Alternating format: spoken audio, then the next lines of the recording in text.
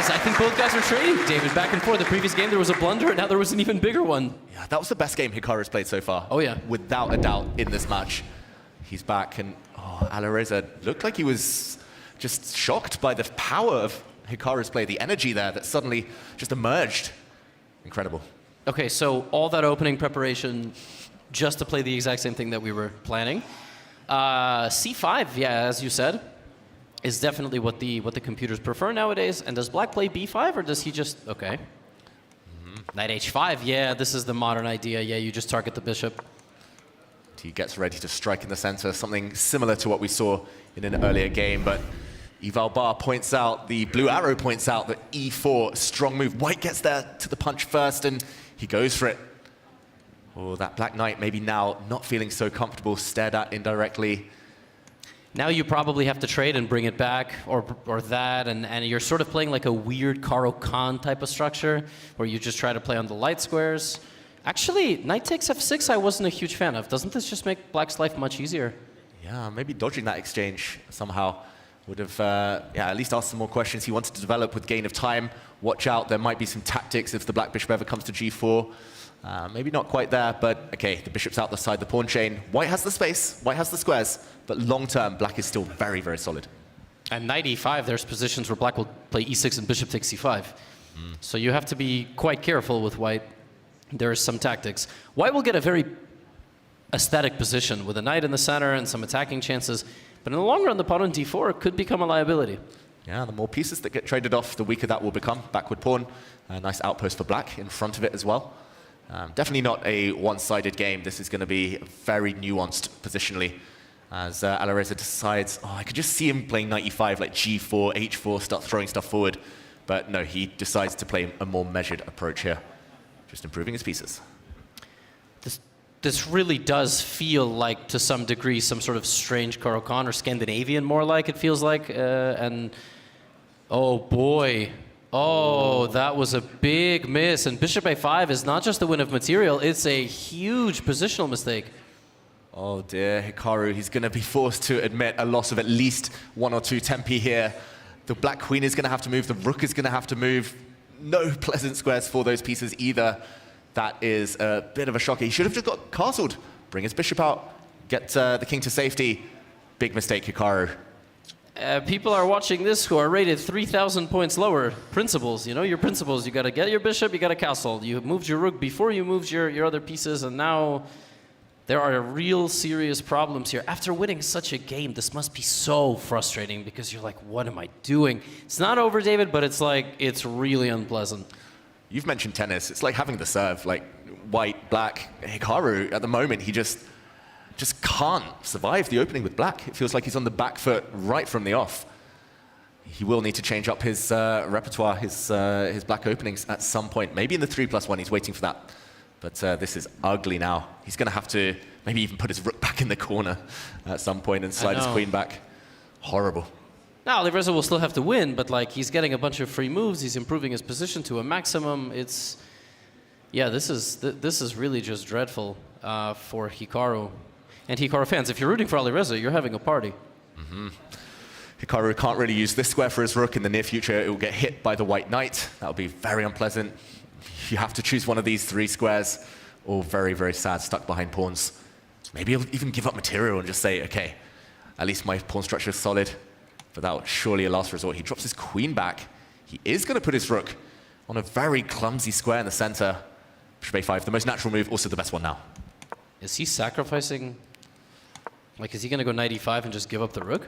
Yes. There we go. Interesting that he gives up the rook for the knight, because the structure in the center blocked. He's arguing that knights are the best piece, and he's going to have still some control. But, okay, objectively now, White should be winning. Just needs that breakthrough a bit later. Yeah, this is a position that you will win with White. You just have to retreat the bishop, and then at some point you will use the pawns, you will break apart the central defense, and you will likely just win. It's also a position that will burn a ton of time off the clock, and probably the next game very well could be the last. Who wants more 5+1 chess? Oh, good question. I think in general Alireza, but Hikaru would get White in the final game of that portion. I don't know, I think he might want to... No, it would be Firouzja. Because the next game will be Hikaru with white, so it'll be Alireza with white. Yeah, so probably Alireza once, yeah. Yeah, I think Hikaru wouldn't mind getting white, though, in the final game if he gets one more now, and then that's it. Yes, for sure. I was just saying, like, if Alireza wins this game in the next 3 minutes, that would be really good, because he very well could get another game with white, but okay. And then, yeah, slow game there from Hikaru. Bishop trade, he's forcing a pawn into the center. Okay, I was going to say, stylistically, you probably want some imbalance with the bishops, otherwise white rooks get open lines. What do you make of this? Maybe now easier to imagine white breaking through later. Yeah, I was going to say, I didn't know there if you should take with the e-pawn or the c-pawn. This does feel like you give white a queenside majority, which it's very rare to just have a rook for a bishop down in an otherwise totally normal position. I'm just going to go with the rooks are probably going to win no matter what you do.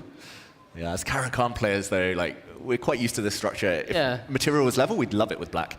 Yeah, if we had a rook and the other guy didn't have one of his bishops, but you know, but I don't really know. I think Alireza is a little bit stunned as well. He doesn't quite get himself into positions that look like this. Okay, he's just playing it very slowly. Makes sense. No back rank mates now. Pawn controls some squares the bishop might have otherwise wanted to use. I think psychologically, Hikaru just has to pretend he's not the exchange down. Just say, okay, I'm going to put my piece on squares, make it as difficult as possible for white ever to play the move c6 maybe later. Just try and scare the opponent by putting the bishop in the center. I don't think that's going to ever precede any attack. What to do next? Yeah, I think also with white, you would like the trade of queens. You're never really going to be checkmating somebody. So queen b6, queen c7, queen g3, queen d6. Something like that, queen g3, b4, queen d6. But the more that I look at it, the more annoying it is. I don't really, like, you don't know what to do. There's no clear plan. Yeah, I think the one question is time. Like, does he have all the time in the world here to slowly play, like, a4, queen a3, b4, queen back to b3, push all the pawns? Or is black actually generating something a bit later? a3 is very mysterious. The hell is a3? Did he not know it can go 2 squares forward? Yeah, he didn't receive the patch notes. He's only 3274, but doesn't know all the rules. What is a3? Queen a2 and then a4? Like, what are...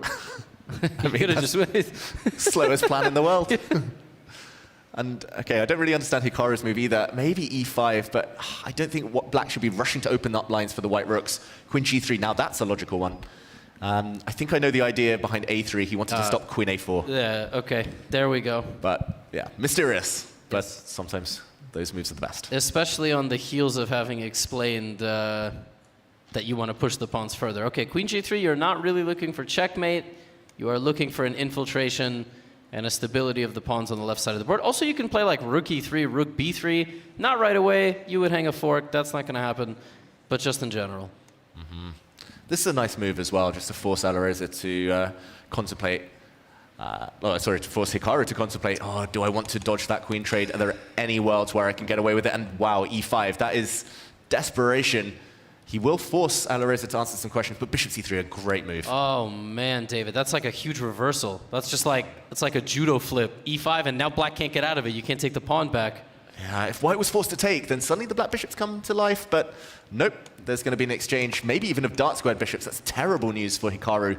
He's now trying to scare Alireza with some potential checkmate threats on g2, but Alireza's blundered mate in one game. He's not going to do it a second time in a row. Hikaru also was battling the earpiece there, and he still might be, actually. Hello, Hikaru. Can you hear us? No. That would be bad. If he gave us a thumbs up, that would be bad. Okay, indirect threats. G2 slightly tender, but that can be easily fended off, surely. With f3 now, looks very, very logical. Maybe it's just simple and strong. The black bishop in the center on e4, the only kind of hope for black now. The pride and joy of the position can just be removed. Kick it away. Once the position opened up for the side that has more dominant material, suddenly the eval bar has shot through the roof. Before that, it was a little bit more closed, but all right, we're still approaching scramble territory. Yeah, and Alireza is still shaking his head. He plays f3. Is he going to grab the pawn in the center now? I think Hikaru's only plan there is to bring his bishop forward and to try and infiltrate. There we go. Queen is coming in. Is that a real threat, or is that just something to be ignored? Yeah, but how do you actually stop this? Maybe you can just run with your king. I'm not sure. He tries to trade off the bishops. Also logical. Yes. Now the bishop has had to move, blocking the square the queen wanted to use. White's rook will be forced away to a slightly clumsy square. It does feel like still there are so many tactics like bishop h3 and open lines to White's king, but it doesn't ever quite work. White's piece is not loose enough yet.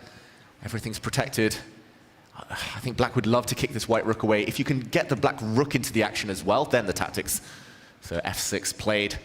13 seconds. It's the scramble again. Yes, and his next move will definitely be something like king to h7 behind the queen and the bishop, so to be out of the way of everything. Yeah, it's a scramble territory once again. f4 does allow the black bishop back in. We see a pin of the black f-pawn. He's surviving well. He's a great defender, Hikaru. The chat's been pointing that out. He's held worse positions than this. And the bar's saying that maybe some chances. Was there bishop b5? There was bishop to b5, and it's there again. And it's there again! Skewer. Both players missing it. Mutual blindness right now and not spotted. Still in there. It's still there!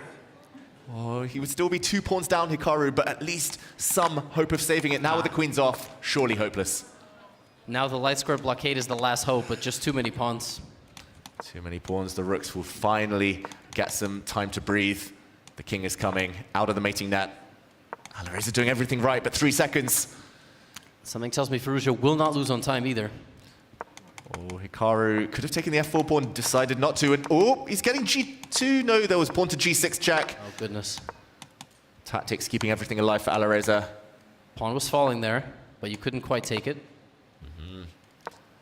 Oh, those bishops are tricky, and he's given back the exchange. Oh my god, what happened? Wow, and counterplay, g2's falling, the h-pawn is running. What's happening here? 3 results possible. King g6 maybe? The pawn was, yeah, he could have picked it up. Oh, he's stopping the pawn! The black bishop is struggling to survive here, stay alive and stop the pawn. And he just gets out, David! King g6! And bishop g4 is escaping! The h-pawn. Hikaru's maybe got the easier position to play if that bishop's able to give itself up for the c-pawn. This should be a draw now, but 1 second for Alireza. Oh, he's queening! He's queening! Queen! Hikaru's winning! No, he's not! No, he's not! Rook c3! Oh, everything's defended, and Alireza wins on time! He wins on time!